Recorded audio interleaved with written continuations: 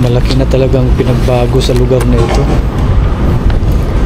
Lawak ng port ng Zamboanga City. So mula dito sa Zamboanga City ay tatawid na tayo papuntang Basilan. Okay. Sunod na may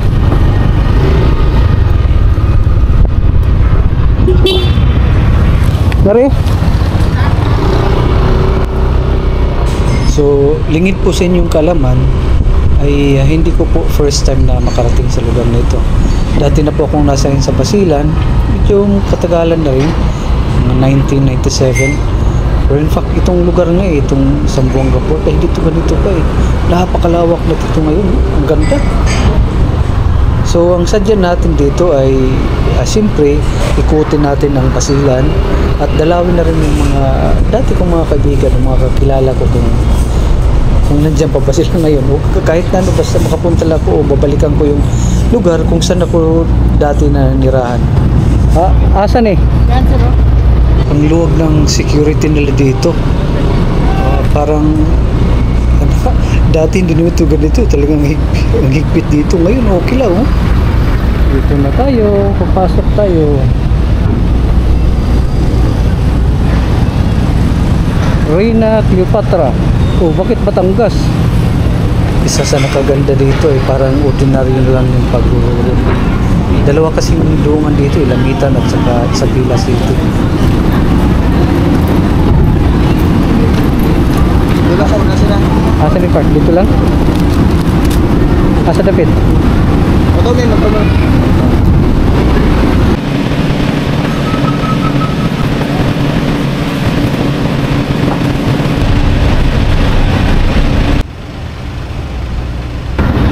Okay, akyat na tayo. Anak ng paligid.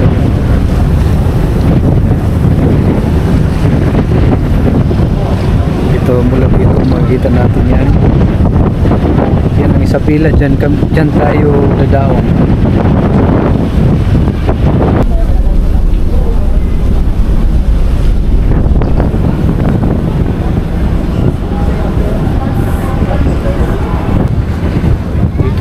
Nakakamangha na, meron na silang mga floating cottage. Malaki na talaga yung improvement ng Basilan.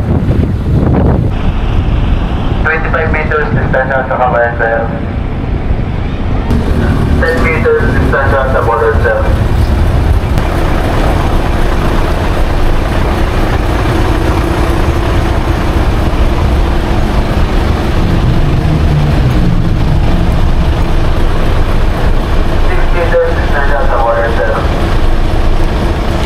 Malapit 1 oras din yung biyahe.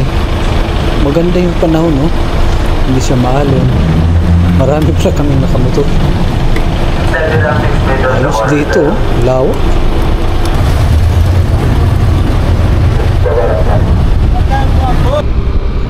So, welcome to Basilan. This is Isabela City, Basilan. Umaambon pa. Napakamalas naman. Huwag naman po sana ngayon, maya na lang. So touchdown Isabela. So bago pa man magdilim ay itutur ko na kayo sa lugar na ito. Perhaps ito yung sentro ng ano nila, business center.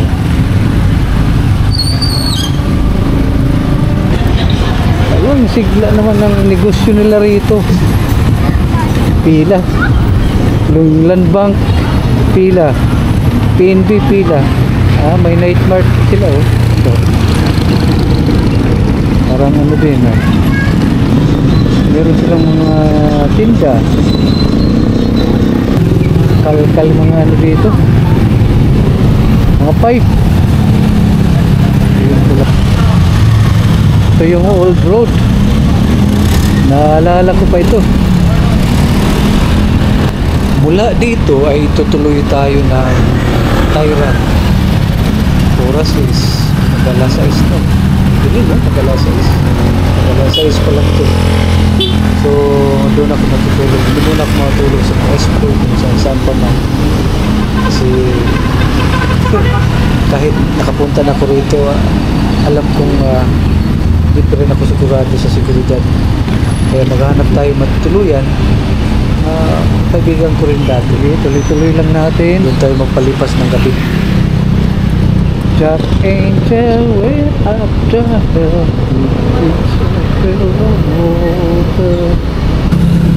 7:23 na pala.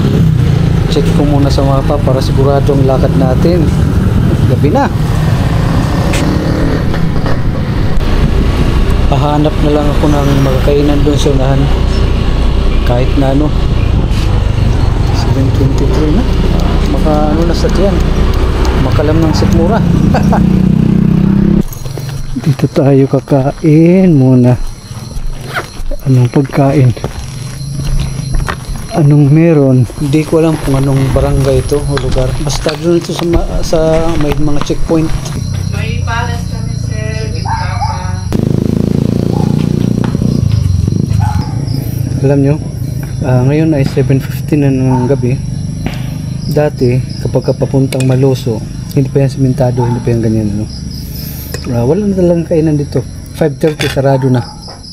Wala nang katao-tao. Ngayon, no? Kita mo. Talagang nag-improve na.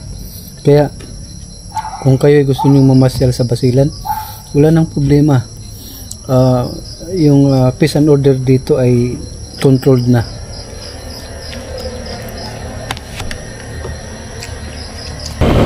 Malayo pa pala yung Tyran. Actually doon ako matutulog ngayon. Doon sana ako sa kabila kanina sa school. May nagpayo kasi sa akin na huwag kang matulog sa school dito kasi delikado daw. Meron daw mga Christian dito sa unahan. Doon sa Tyran pwede kang matulog doon. Mayong gabi asa itong simbahan dire? Simbahan? Oo. Dito taas. Diretso pa? Layo pa? Diretso na. Ito sa bayo. Layo pa? Diretso pa? Diretso lang. Tapos may ano. Pasapos ka on may gate. May gate? Pasok ka sa gate. Sige, salamat. Salamat. May gate daw, tapos pasok ka sa gate. Mayong gabi Boss, saan po ba dito yung simbahan? simbahan nandun, Mga boss. pare. Ito, diretso lang? Ilaw. Diretso ka lang, boss. Pwede bang pumasok to? Yes, boss. May security. Okay, sige, salamat. So, may kalayuan din pala ito mula dun sa National Road. Dilim. Ito yung gate. At walang bantay. Ba't may gate? Anyway, salamat nakarating din tayo. Hanapin naman natin yung simbahan. Gandang gabi po. Ay, Saan po bang simbahan dito? simbahan, sir. Oo. Nandun, sir, oh. Nakikita dito? Oo, yung May ilaw? putitap yung ilaw. Opo. Oo, nandun, sir. Sige, salamat. May kalayuan siya. Nasa gate. Doon, may pinaputitap. Diyan daw. Ang sigla ng lugar nito, may mga kabataan na practice ng sayaw. So, posibleng malapit na dito yung simbahan. Kapag tanong ulit, may skinita Mayong gabi asang simbahan dire? Sir? Simbahan? Diretso lang. Sige, salamat. Mayong gabi merong mga pari dyan? Wala. Wala po dito. Wala silang lahat? Wala? Wala pa. Doon po sa kwan. May kwan doon sa Cebu. Silang lahat pala. Nakalak yan. Opo, nakalak. Ako. Sa 22 pa ata sila. Sige. Saan kaya ako makatulog dito?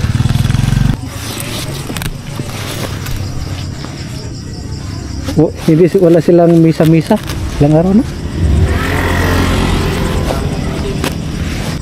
Ito yung kumbento na sana surpresahin ko.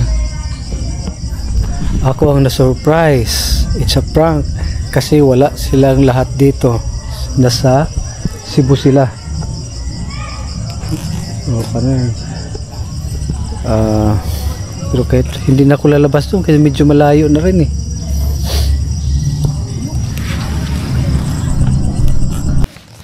Buti lang tinulungan ako ng mga batang ito na hanapin yung in charge ng kumbintong ito. Sa kanya lang ako magpapaalam. Hello. Hello sir, good evening. Magandang gabi po. Siya nga pala si Karen, ang sekretary ng parokyang ito. Morning. Dami mong aso. 4? Yung dalawa dito yun sa Dalawa? ano. Ano sana yun sir? Dito sana ako matulog kahit dito lang o di kaya sa simbahan. Kasi wala namang fryer. Oh, po saan kayo galing? Galing ako ng Samar. Ah! So, andito po ko ngayon sa San Roque Parish ng Tatayran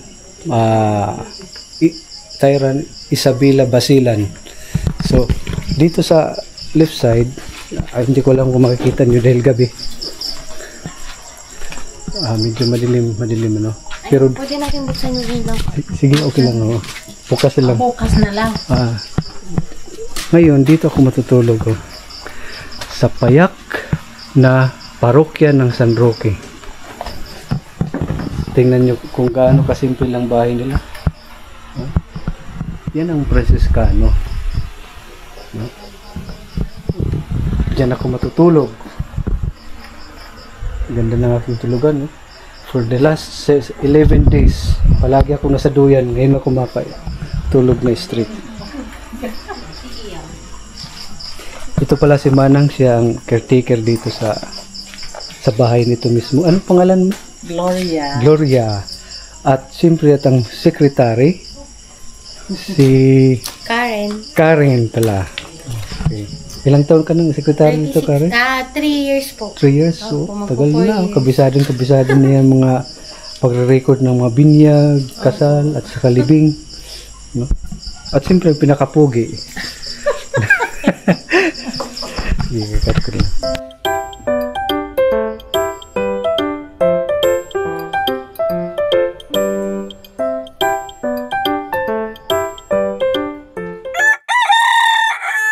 Dito po ko sa Lantawan, Tayran, Basilan. Dito po ko natulog. Sentro. Ito po ang kumbinto ng mga Franciscan friars na nanirahan dito. Tingnan nyo. Yung simbahan.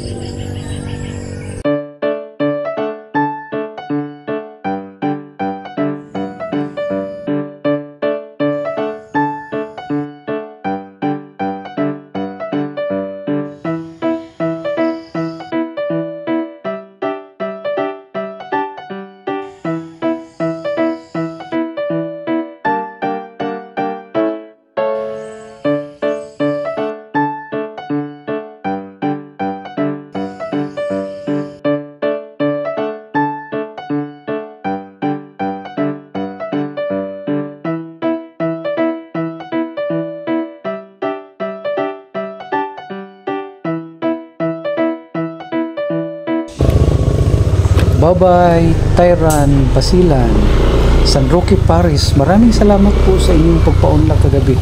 Diyan po ako natulog. Sa loob ng 11 araw na paninirahan ko sa kalsada, first time kong nakatulog ng at least nasa kama. Ang ganda, tuwid talaga yung aking pagkatulog. Hindi na ako nagduyan. Dito kagabi yung mga nagpa-practice ng mga bata. Malawak. Gandang lugar talaga. Napakatahimik. So hindi mo akalain na sa gitna ito ng mga Muslim community. Alam niyo, sa lugar nito, ang Kristiyano at ang Muslim ay magkaisa sa hinahangad nilang kapayapaan. Dati-rati kasi ang lugar nito, grabe. Ang gulo nito.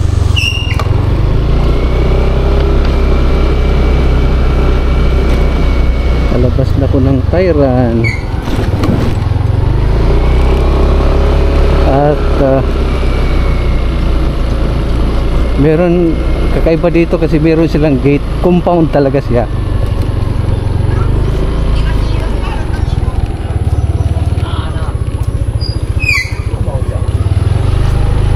Alam niyo po ba yung gate niyan ay nagsisilbing barikada para sa pagkontrol ng mga tao pag labas-pasok.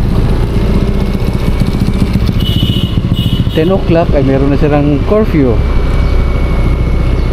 Sinasara na yan.